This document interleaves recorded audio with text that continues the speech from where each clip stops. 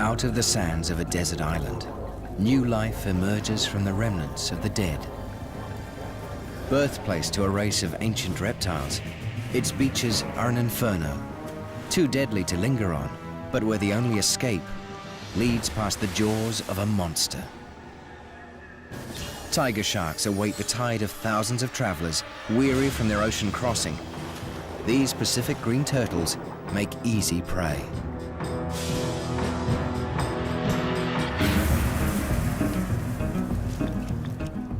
But the turtles have instinct and numbers on their side. Every year, their epic struggle turns this remote and protected speck of sand into nature's war zone.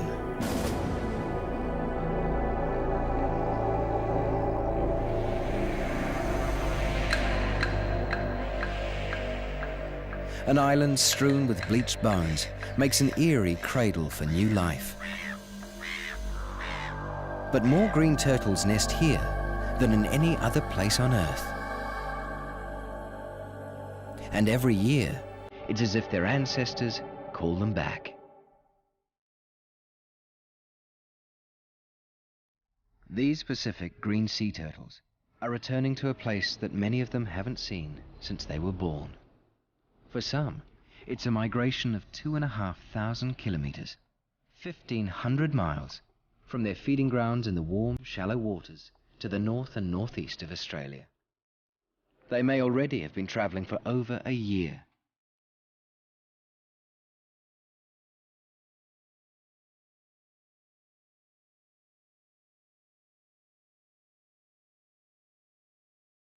Guided by their own magnetic compass and triggered by the urge to breed, sea turtles have been migrating across the seas for over 100 million years.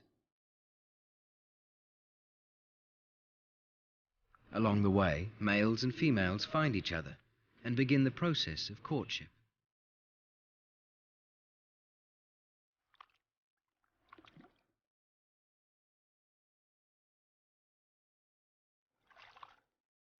The male's part in this timeless ritual will be over once they have mated with as many females as they can. Then they will return to their feeding grounds. But for females, the battle to bring forth new life is only just beginning. In about a month, they will be ready to go ashore and lay their eggs. Success and survival depend on numbers, so they store enough sperm to lay several clutches over the next 3 months. As they approach their nesting ground, they are probably guided by the distinctive scent of home.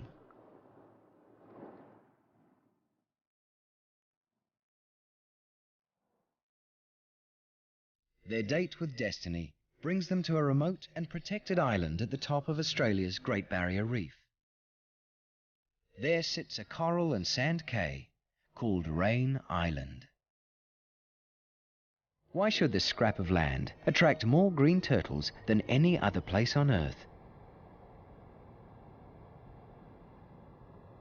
Here at the edge of the continental shelf, tidal currents bring deep, nutrient-rich water up to the surface of the Great Barrier Reef. These rich waters sustain a multitude of marine plankton and fish, more abundant than in most other tropical waters. And the currents that nourish them help disperse their young into the Coral Sea and beyond to the deep Pacific Ocean. It's an ideal place to launch offspring into the world.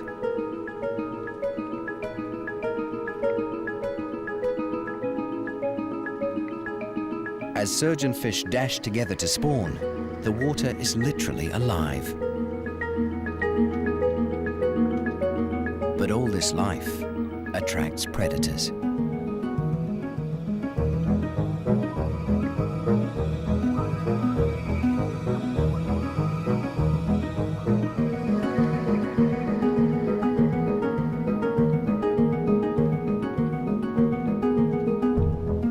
There's a year-round population of reef sharks that find prey and shelter among Rain Island's coral slopes. And even large open water sharks cruise here, like these courting great hammerheads. But these predators pose little threat to the approaching turtles. They will be spectators and fight for the scraps of slaughter. Later, they'll snatch at the helpless young. But predation isn't the only danger here. The island and its reef offer hazards of a very different kind. In 1844, the British Navy built a beacon tower here to help sailors navigate the treacherous reefs. The island once attracted miners and fishermen, but not for long. Piles of guano bricks are the only remnants from when the island was a rich source of fertilizer, created by centuries of seabird droppings.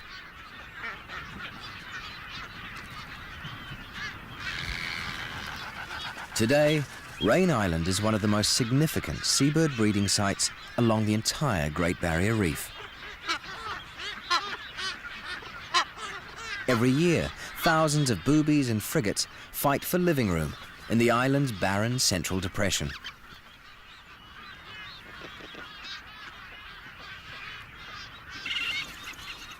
Red-tailed tropic birds nest all year round, finding shelter in the natural cliffs and crannies in the island's weathered limestone.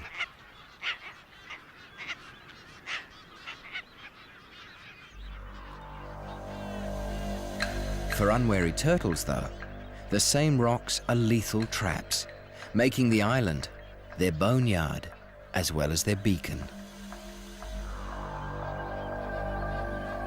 But nothing will deter them. Soon their ancient pilgrimage will bring each of them face to face with all the perils Rain Island has to offer.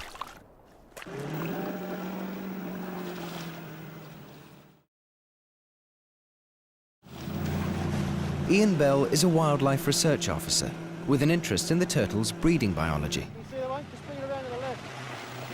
There we go, there's one there. Ian is here to study the movements of females between their nesting visits to the island.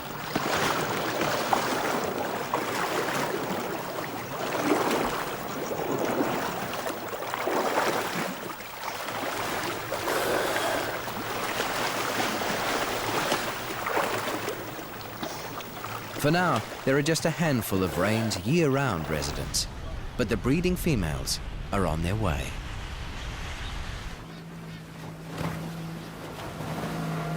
Marine biologist Richard Fitzpatrick is here to study the tiger sharks that gather here every year.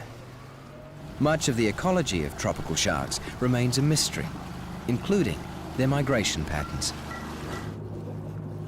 Last year, Richard became the first person on Australia's Great Barrier Reef to satellite tag a tiger shark. After she left Rain Island, Richard tracked her for 3 months until she was caught and killed in a fishing net 1,600 kilometers or 1,000 miles away. To build up a picture of their migration pathways, Richard needs to track more tigers over a longer time, and remote Rain Island is one of the best places to find several together. Just like its land-dwelling namesake, the tiger shark is an elusive predator.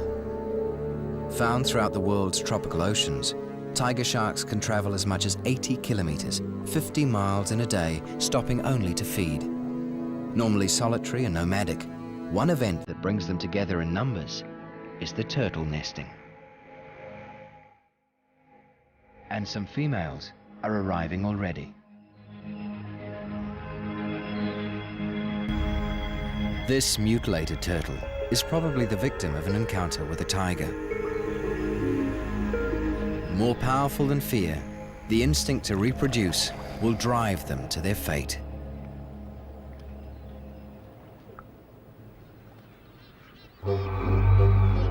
In summer, Rain Island is home to tens of thousands of seabirds.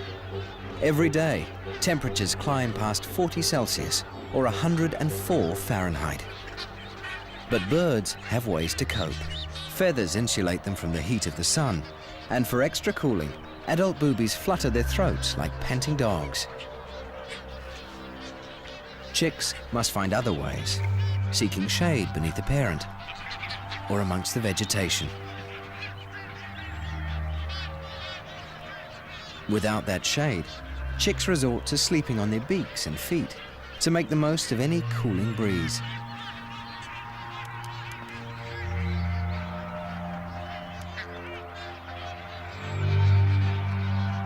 But wherever they go, signs of death are never far away. It might be a sanctuary, but Rain Island is a harsh cradle for new life.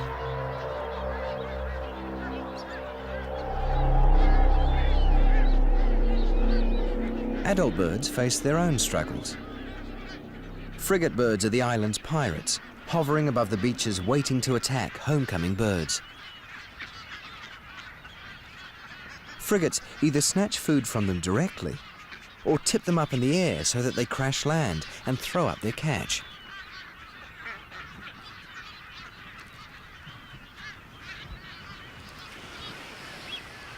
Survival means a struggle for air supremacy.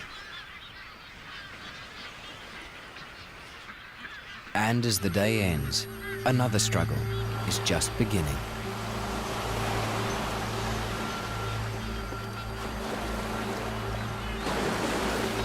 In the cool of the evening, turtles emerge from the shallows. Adapted to life in tropical water, their bodies can't cope with the extreme temperatures of the day. The time might be right, but the tide has complicated things, exposing a barrier of rocks and coral.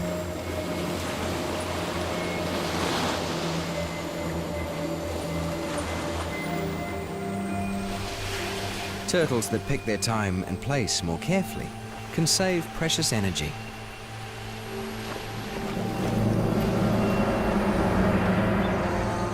She may weigh as much as 180 kilos, or 400 pounds. Long-lived and slow-growing, this may be the turtle's first time ashore since she hatched here, perhaps as long as 50 years ago. This will be her first real taste of the force of gravity.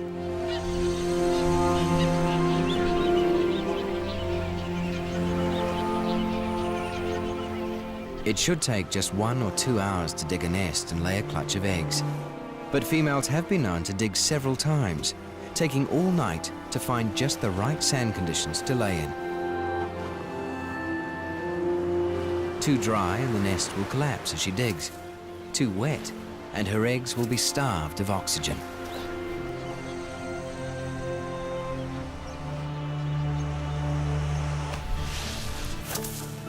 The nesting female digs a wide body pit, then uses her hind flippers to gently excavate a chamber for her eggs.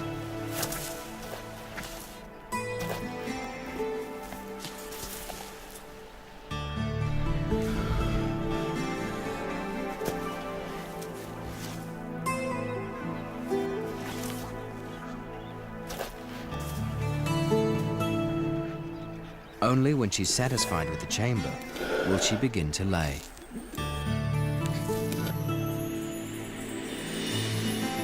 Her breeding strategy is simple: numbers. She lays between 75 and 200 eggs. If, out of all the clutches she'll lay in her life, just 2 eggs grow and survive to adulthood, she'll have reproduced herself and her mate. She relies on Rain's warm sand to nurture the clutch. If all goes well, it will hatch in 2 to 3 months. In about 13 days, she'll be ready to fill another nest. She may lay several clutches of eggs in any given season and will stay around the island, coming up to lay until she's ready to leave. She could be here for the next 3 months. In 1975, over 14,000 turtles were recorded here in one night. Tonight, there are only around 1,500.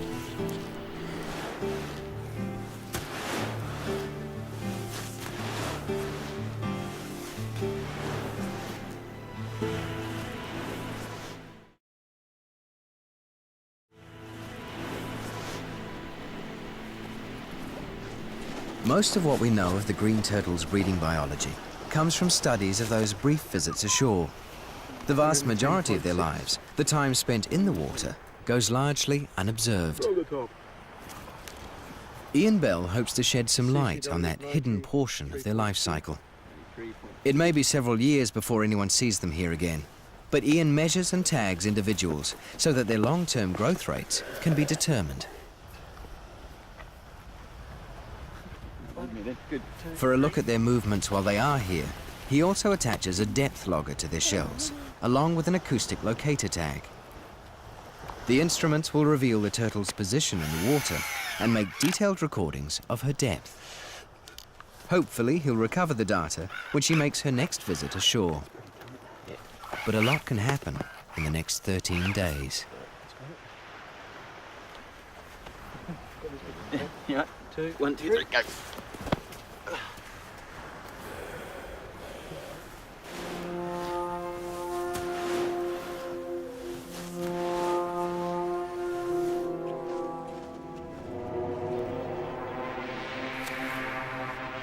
By sunrise, any turtles still nesting must return to the water before the heat of the day begins to build. But it isn't always easy.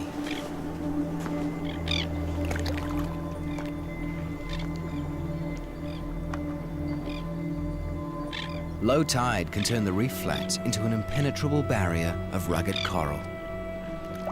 Seeking the cool relief of the sea, they'll enter the shallows.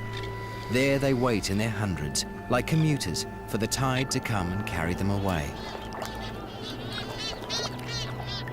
But in the meantime, they must share the rocky platform with Rain's reef predators.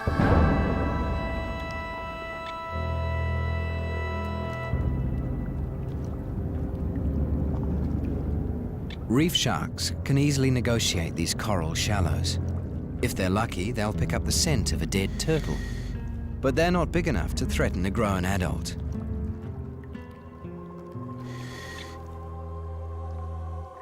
The turtle's greatest threat comes from the sun.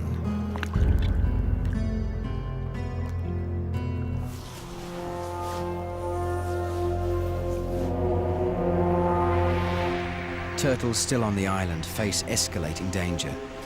Powerful and agile in the ocean, their flippers and heavy body are a severe handicap on the race back to the water.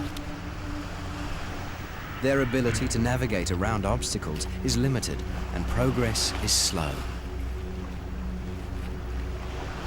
The longer they take, the more heat they absorb, and with no mechanism for getting rid of it, the more exhausted they become.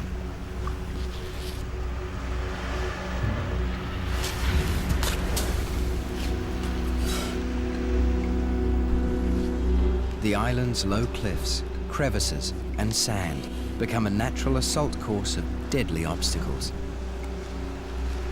Incapable of moving backwards, any turtle that crawls into a dead end could be trapped for good. But she won't give up. If there's any way to turn and keep going, she will.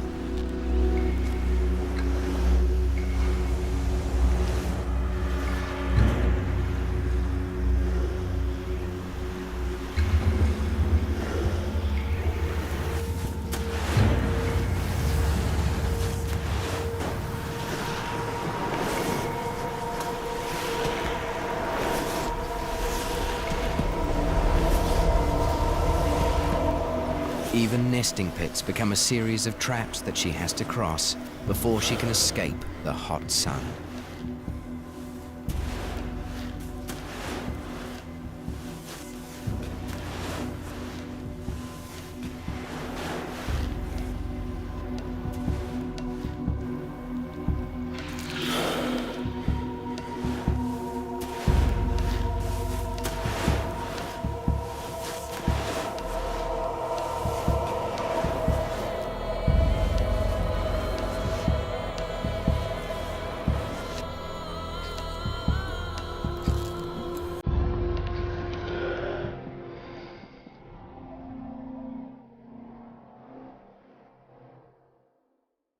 Any turtle that falls onto her back won't be able to right herself.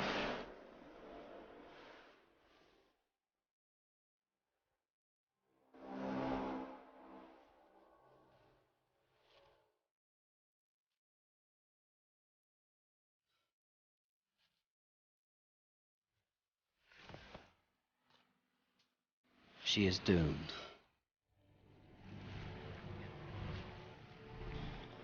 Near the shore, one turtle trap has ensnared 3 victims in the same morning.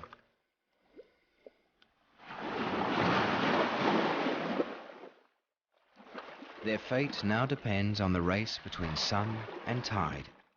If they're lucky, they'll be rescued by the rising water. If not, the sun's intensifying heat will gradually kill them.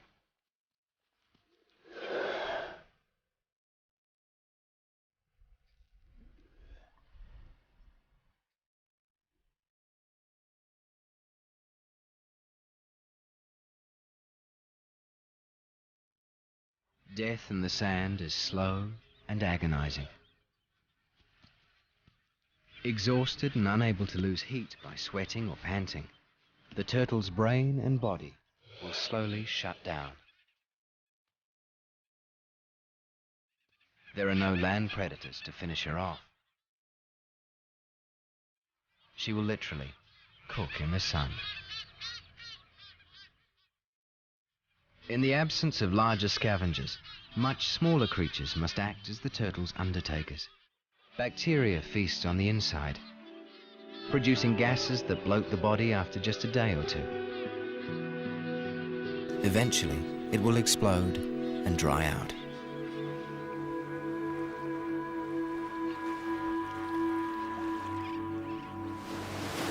Some turtles die tragically close to salvation.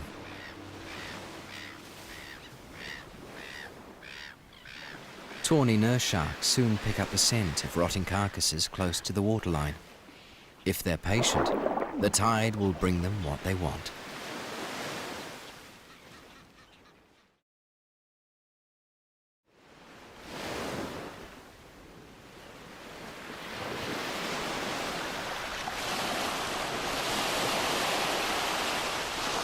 As sad as the turtle's fate may be, for the sharks, it's an opportunity too good to miss. They may even rely on this seasonal bonus to build themselves up for their own breeding cycle.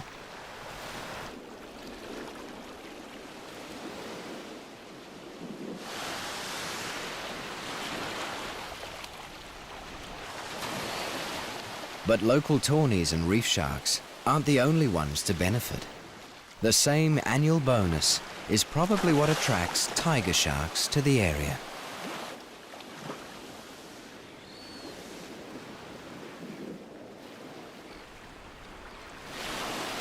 As more turtles die on their island, their scent drifts out in slicks and attracts the great ocean predators.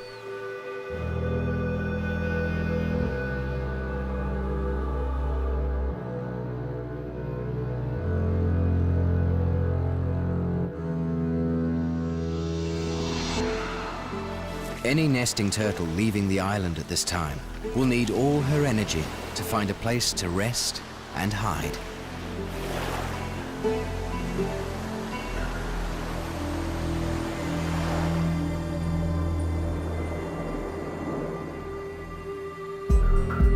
Attracted by the smell of death, a tiger has spotted live prey.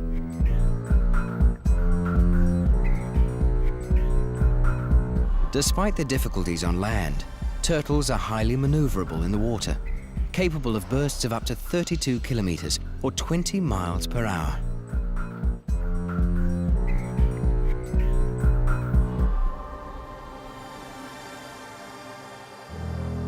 The tiger soon loses interest. A long chase would be a waste of energy. When close at hand, she senses easier meat. The tide has floated one of the island's dead turtles out into deeper water.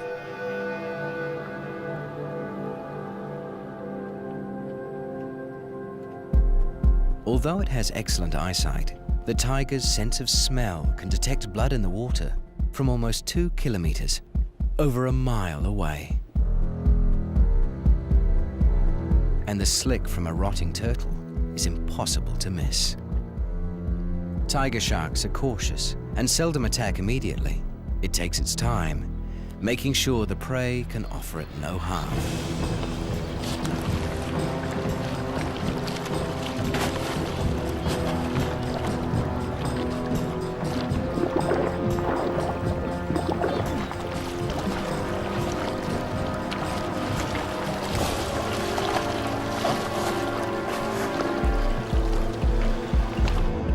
tiger isn't a fussy eater. Its huge mouth and tin opener style teeth enable the tiger to take almost any food it finds. While it hasn't evolved to prey specifically on turtles, it's one of the few sharks that can.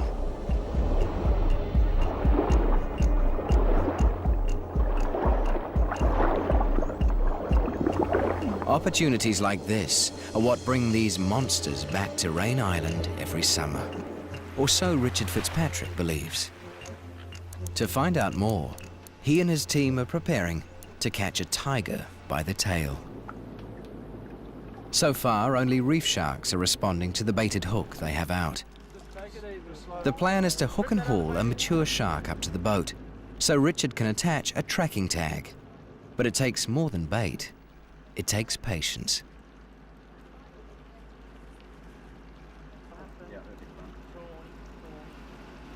There she is. Richard hopes to discover the migration patterns of these mysterious monsters.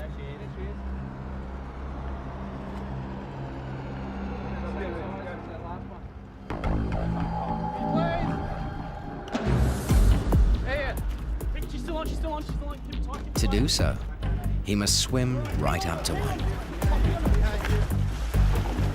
They've hooked a big one, around 200 kilos, 440 pounds of angry shark. The thrashing tiger won't be harmed by the barbless hook, but she could easily kill Richard if she escapes, which she does. Thankfully, the only victim is the hook. A bigger hook, a bigger rope, and a bigger boat. Not much you can do about that, is there?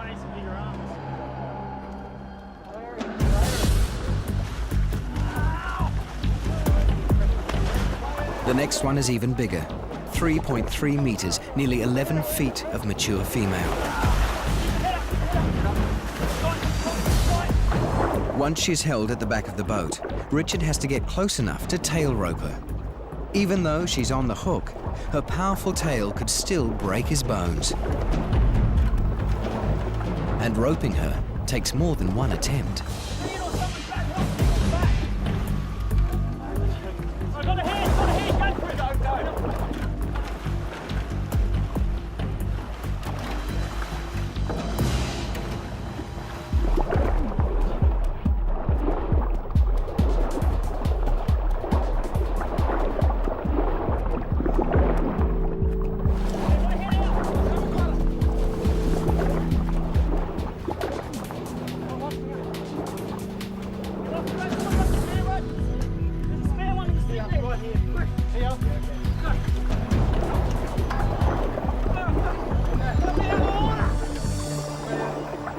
Success at last.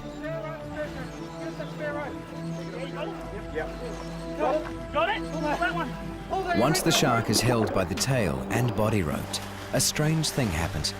She becomes as docile as a lamb. No one is sure why this happens, but without it, the job of tagging large sharks would be much more dangerous. Richard has to work fast to fix the tag to her dorsal fin before she suffers too much stress. It's a radio transmitter, designed to send its position to a tracking satellite every time its antenna breaks the surface. It's powered to operate for up to a year and should open a new window into the world of these great ocean predators.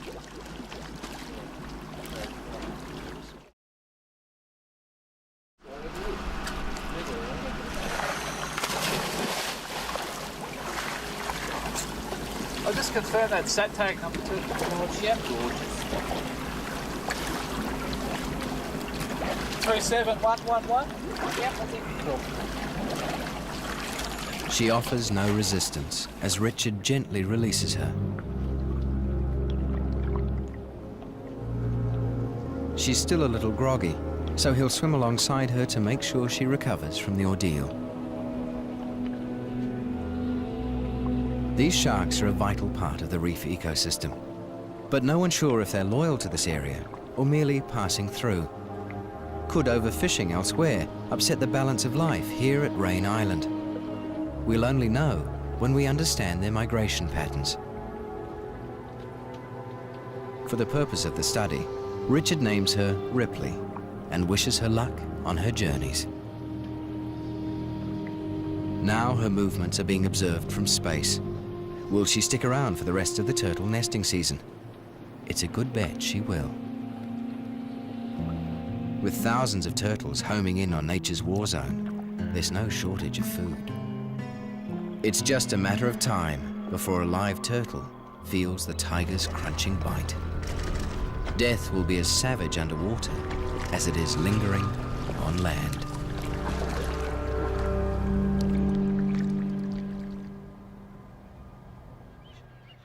It's late summer. Rain's beaches are a no man's land of pits, tracks, and dead bodies.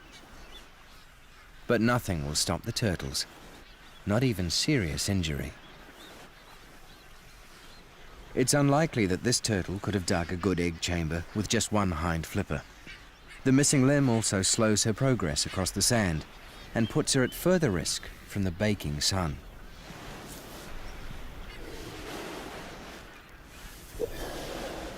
Even females with recent injuries have no choice but to return to the sea where they were attacked.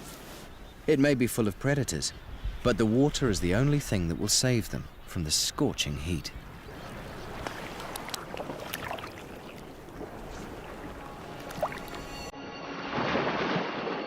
Turtles, exhausted and weakened by their long, hot journey, are even more vulnerable to a tiger shark.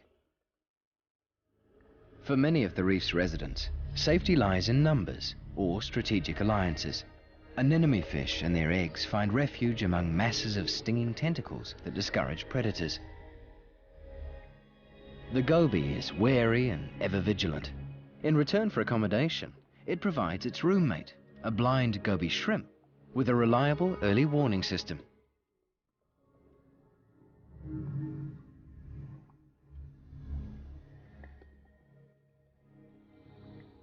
At night, danger is even harder to see, especially when it comes in the camouflage shape of a stonefish.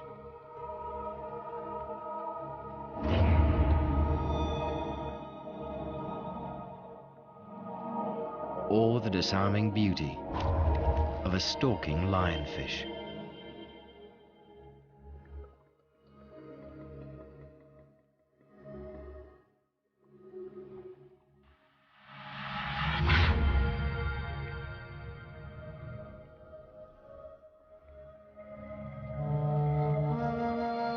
To ensure an undisturbed sleep, parrotfish envelop themselves in a cloak of mucus, concealing them from a shark's powerful sense of smell.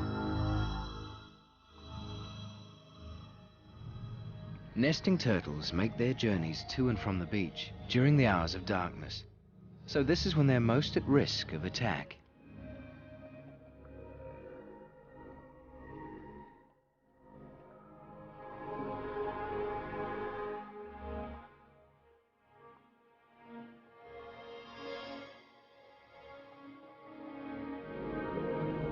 During the day, many rest on the reef and try to avoid detection. Their shell doesn't just provide a protective shield, its marbled pattern is also good camouflage among the coral, crypts and crags. They can stay submerged for up to an hour, but eventually they have to leave the protection of their resting places and come up for air. Unless there's an immediate threat though, they never seem to hurry.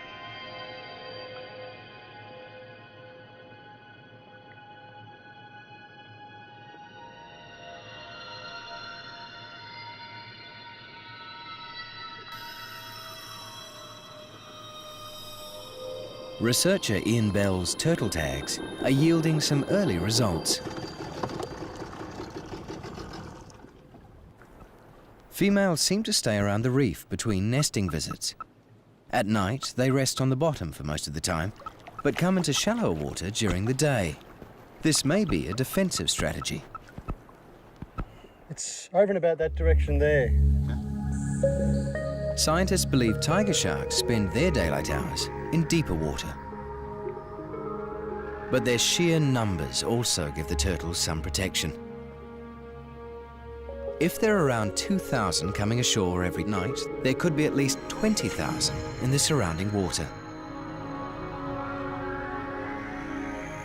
As they wait for their next struggle up onto the sand, The turtles seem focused on the task ahead rather than the danger behind.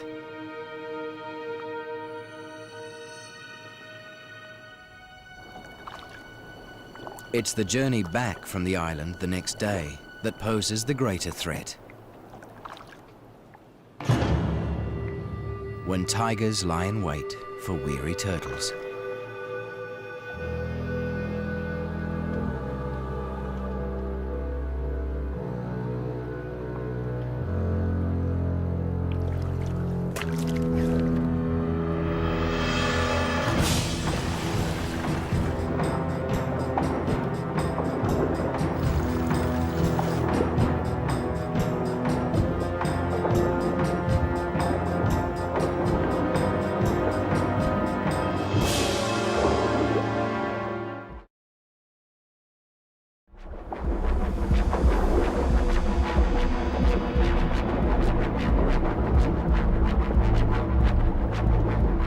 Green turtles are incapable of retracting their heads or flippers inside their shells. Despite her thick shell, the exhausted turtle is an easy meal.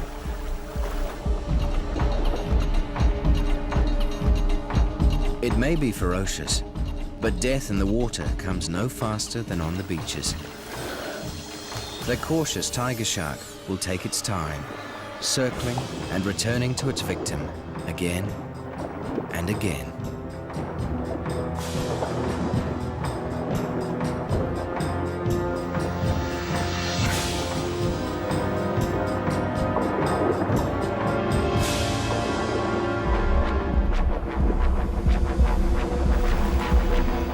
Her death is doubly tragic.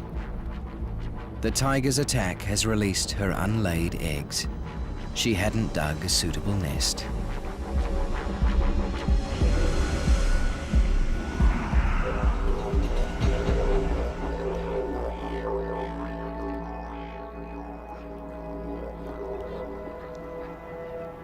But tens of thousands more are incubating in the sands of the island.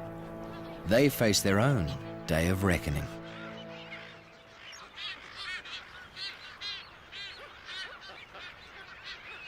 Rufous night herons come to Rain Island in summer to begin their own breeding season. There are just a few for now, but soon there will be about 1,000. Just like the sharks, they're here to prey on the turtles. Not the adults, but they're soon to hatch young.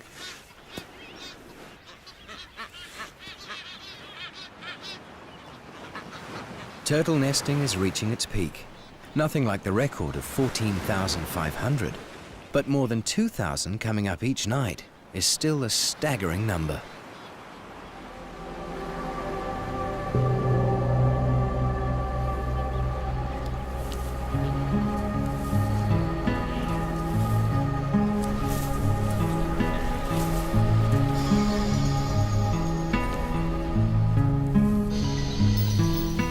This late in the nesting season, body pits are everywhere, and it's hard to find a patch of sand that hasn't already been dug up. Driven by blind instinct, turtles bury one another.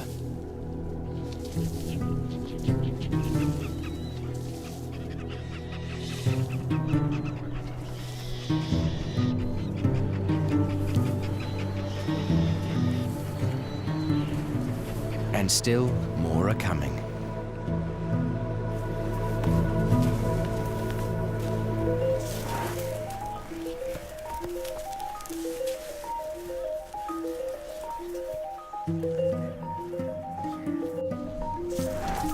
One has dug up an existing nest.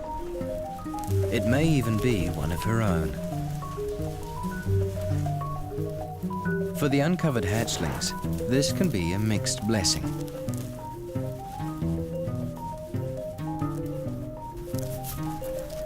Lucky ones may find their journey to the surface shortened.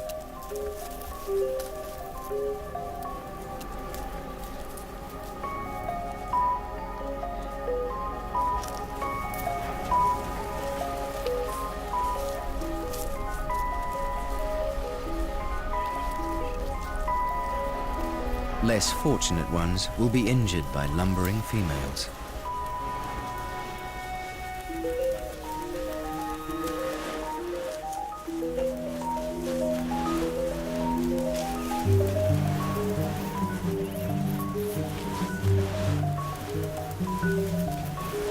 this crowded birthplace, hatchlings aren't the only victims. The adults also dig up and crush whole clutches of eggs.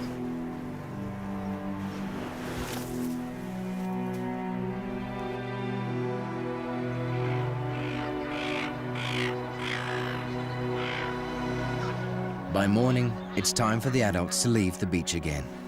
As they do so, they leave behind their unintentional acts of destruction.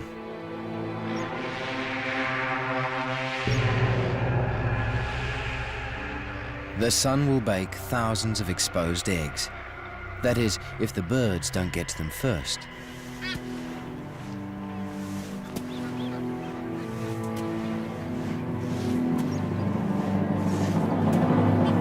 Overcrowding, sharks, low tides and the burning sun. Nature's war zone presents many hazards, but there's one more. Nests laid too close to the high tide mark risk being flooded. Eggs can withstand a short soaking, but not for long. They will eventually drown.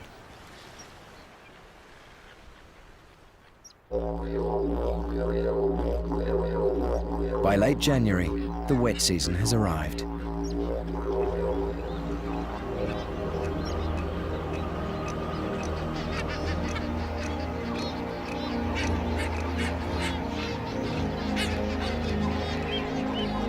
Summer monsoons bring rain to the island, replacing brown, burned grass with lush greenery. Turtles are still laying, but now just a few hundred a night. The island belongs to the birds, and in particular, to the herons. They've laid their own clutches of eggs and already have hungry hatchlings to feed. For her chicks to survive, this heron needs to find a plentiful supply of prey. But fish aren't what she's here for.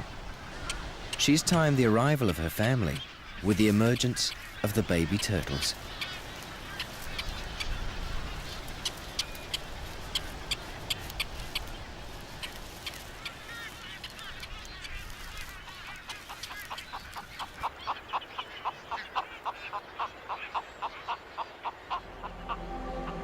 In the dead of night, Rain Island's beaches come alive. The waiting hordes erupt from the sand. The nighttime drop in temperature is the signal they've been waiting for. Baby turtles are extremely vulnerable to predators. Their only defense is in darkness and the safety of numbers.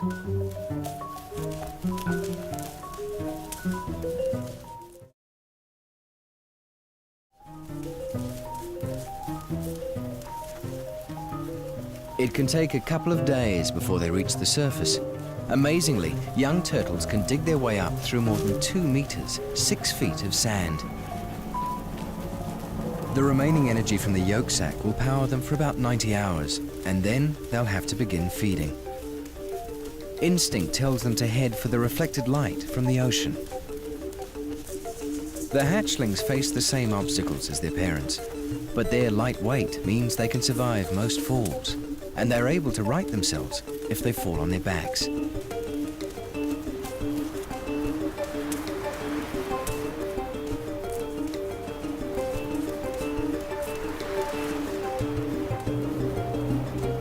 Their struggle for life doesn't end at the water's edge. It's only just beginning. They're vulnerable to any fish large enough to prey on them. Some scientists estimate that just 1 in 1,000 will reach adulthood. It's a miracle any survive at all. But those that hatch during daylight face even harsher odds. All it takes is for clouds or wind to cool the sand and fool them into heading towards a deadly enemy: the herons.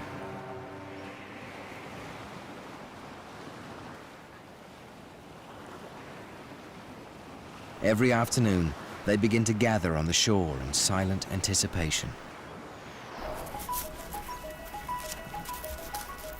Responding to the drop in temperature, some hatchlings emerge before sunset. They have no idea what awaits them.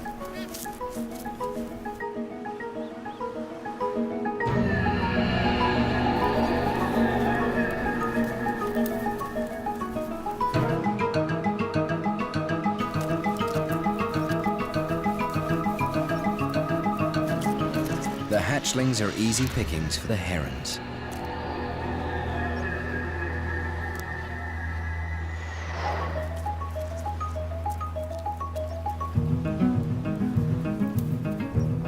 Like their parents, some will never make it off the island. They must run the gauntlet of the waiting herons.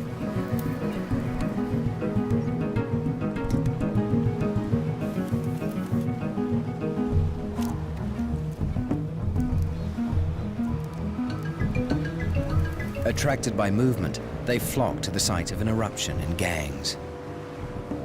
Turtles are swallowed alive and whole.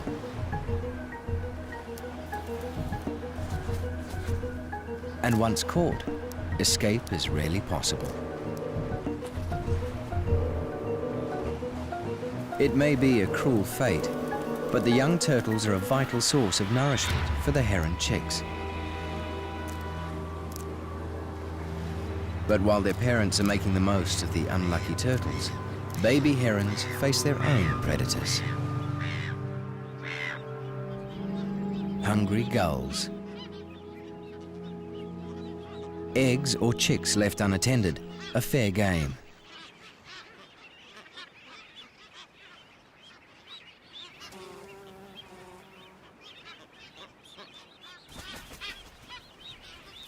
In nature's Warzone, life has to be fought for, and there are winners and losers among prey and predators alike.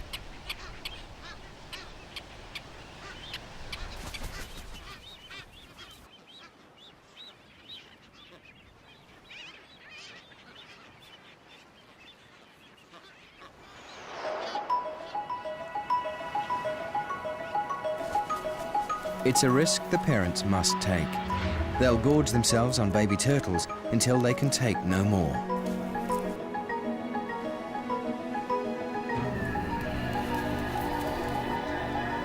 Despite the slaughter, numbers are still on the turtle side. As night comes, more will emerge and find their way to the water. Many will escape Rain Island. Swimming at right angles to the waves, they'll keep going for as long as their reserves will let them. The island's position in deep water helps their chances. It won't take them long to reach the safety of the ocean currents. Exactly where they go from there is a mystery.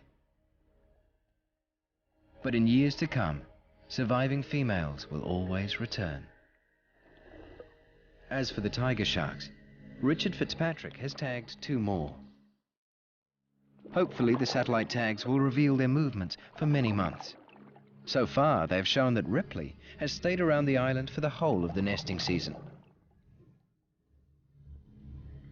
Ian Bell has retrieved the data from a handful of tags. The technology has given him the first brief glimpse of the turtle's hidden life in the waters around Rain.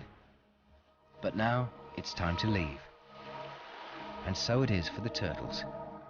It may be 5 to 7 years before they build the reserves to breed again. Although their numbers are in decline in other parts of the world, the northern Great Barrier Reef's green turtle population appears to be holding its own, thanks to Rain Island.